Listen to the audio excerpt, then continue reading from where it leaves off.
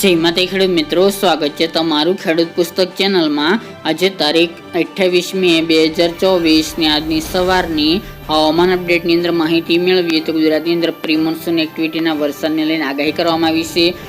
સાથે જ વાવાઝોડું ક્યાં પહોંચ્યું છે તેની સાથે તાપમાન કેવું રહી શકે છે તેની સંપૂર્ણ અપડેટ મેળવીશું। તેમજ પવનની ઝડપમાં પણ વધારો થઈ શકે છે તો તેની પણ માહિતી મેળવીશું। ચેનલમાં નવા હોય તો ચેનલને સબસ્ક્રાઇબ કરી દેજો અને વિડીયોને લાઇક આપીને તમામ ખેડૂત ભાઈને શેર કરી દેજો। ગુજરાતની અંદર આગામી 2 જૂન સુધી પ્રી મોન્સૂન એક્ટિવિટીના વરસાદને લઈને આગાહી કરવામાં આવી છે, જેના કારણે ગઈકાલના રોજથી ગુજરાતના મોટાભાગના વિસ્તારની અંદર વાદળછાયું વાતાવરણ જોવા મળી રહ્યું છે અને વાતાવરણમાં પલટો જોવા મળી રહ્યો છે। ખાસ કરીને આ પ્રી મોન્સૂન એક્ટિવિટી દક્ષિણ ગુજરાત, સૌરાષ્ટ્ર અને કચ્છમાં જોવા મળશે। એમાં પણ દરિયાકાંઠાના વિસ્તારોની અંદર ગઈકાલથી જ આ વિસ્તારની અંદર વાદળછાયું વાતાવરણ જોવા મળી રહ્યું છે અને હવામાનમાં એકાએક પલટો જોવા મળી રહ્યો છે। આગામી દિવસોની વાત કરવામાં આવે તો ખાસ કરીને આપણે દરરોજ જણાવી રહ્યા છીએ તે મુજબ કે સૌરાષ્ટ્ર, દક્ષિણ ગુજરાત અને કચ્છના દરિયાકાંઠાના વિસ્તારની અંદર પ્રી મોન્સૂન એક્ટિવિટીના વરસાદી ઝાપટા જોવા મળશે।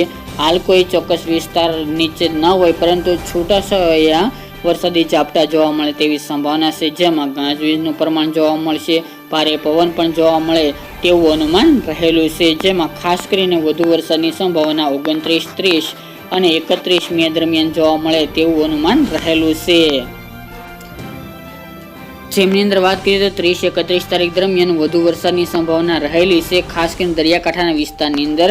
હાલની અપડેટ મુજબ પ્રી મોન્સૂન એક્ટિવિટી દક્ષિણ ગુજરાતના સુરત, વલસાડ, નવસારી, તાપી, ડાંગ, આહવા, વલસાડ જેવા ભાગો તેમજ સૌરાષ્ટ્રની અંદર દ્વારકા છે, જામનગર, પોરબંદર, ગીર સોમનાથ, જુનાગઢ, ભાવનગર, અમરેલી એટલા વિસ્તારની અંદર પ્રી મોન્સૂન એક્ટિવિટીના વરસાદી ઝાપટા જોવા મળશે। જ્યારે કચ્છના પણ આપણે ગઈકાલના રોજ જણાવ્યા તે મુજબ કે ગાંધીધામ, ભુજ, રાપર, માંડવી, મુદ્રા સહિતના ભાગોની અંદર, તે ઉપરાંત ઉત્તર ગુજરાતના પણ અમુક વિસ્તારની અંદર વરસાદી ઝાપટા જોવા મળશે, જેમાં થરા, ધાનેરા, ભટસન, રાધનપુર, થરાદ છે એવા ભાગોની અંદર વાતાવરણમાં પલટો જોવા મળશે અને અમુક જગ્યાએ વરસાદી ઝાપટા જોવા મળે તેવી સંભાવનાઓ છે। હાલ તો કોઈ વિસ્તારો ચોક્કસ નક્કી ના હોય પરંતુ પ્રી મોન્સૂન એક્ટિવિટી જોવા મળી શકે છે। જ્યાં બી ગરમીનું ઉકળાટનું પ્રમાણ ખૂબ જ વધારે જોવા મળશે ત્યાં આ પ્રી મોન્સૂન એક્ટિવિટી વધુ જોરમાં જોવા મળે તેવી સંભાવના છે। હાલની અપડેટ મુજબ અમુક ક્ષેત્રોની અંદર ભારે પ્રી મોન્સૂન એક્ટિવિટીના ઝાપટા જોવા મળે તેવી સંભાવના છે। બાકી ઓવરઓલ ગુજરાતની અંદર સામાન્યથી મધ્યમ વરસાદી ઝાપટા જોવા મળે, પવન સાથે, તોફાની પવન સાથે, ગાજવીજ સાથે તેવું અનુમાન રહેલું છે। હવે તાપમાનની વાત કરવામાં આવે તો તાપમાનનો પારો છેલ્લા 2 દિવસથી ધીરે ધીરે નીચે આવી રહ્યો છે, પરંતુ ગરમી, ઉકળાટ અને બફારાનું પ્રમાણ તો યથાવત જોવા મળી રહ્યું છે। આગામી દિવસ દરમિયાન આવી જ રીતે બફારો, ગરમીનું પ્રમાણ જોવા મળશે, પરંતુ તાપમાનમાં હજી 1 થી 2 ડિગ્રીનો ઘટાડો થાય આગામી દિવસોની અંદર તેવી સંભાવના છે। આજે પણ સૌથી ઊંચું તાપમાન વડોદરા છે, ખંભાત, નડિયા, અમદાવાદ, ગાંધીનગર, કપડવંજ, ખેડા સહિતના ભાગો, દાહોદ, ગોધરા, લુણાવાડા સહિતના ભાગો તેમજ વિરમગામ છે ઉત્તરની અંદર, હિંમતનગર, અરવલ્લી, ડુંગરપુર, ખેડબ્રહ્મા, ઈડર, વડાલી, મહેસાણા, ભટસન, પ્રાંતિજ, ડીસા, પાલનપુર સહિતના ભાગો, સિદ્ધપુર, રોડા, માણસા, પ્રાંતિજ, મોઢેરા, હારીજ, રાધનપુર, પાટણ સહિતના ભાગોની અંદર તાપમાનનો પારો 42 થી લઈને 44 ડિગ્રી વચ્ચે યથાવત જોવા મળે તેવી સંભાવના રહેલી છે। હાલ ગરમીમાંથી રાહતના સમાચાર જોવા મળતા નથી। જ્યારે સૌરાષ્ટ્ર અને દક્ષિણ ગુજરાતની વાત કરવામાં આવે તો સૌથી ઊંચું તાપમાન અમરેલી જેવા ભાગોની અંદર, ગોંડલ, જસદણ, રાજકોટ, બોટાદ, ભાવનગર, ચોટીલા, સુરેન્દ્રનગર જેવા ભાગોની અંદર તાપમાન 41 થી લઈને 42 ડિગ્રી આજુબાજુ જોવા મળે તેવી શક્યતાઓ રહેલી છે। કચ્છ અને દક્ષિણ ગુજરાતની અંદર પણ તાપમાનનો પારો 40 ડિગ્રી આજુબાજુ રહી જાય તેવી સંભાવના દેખાઈ રહી છે।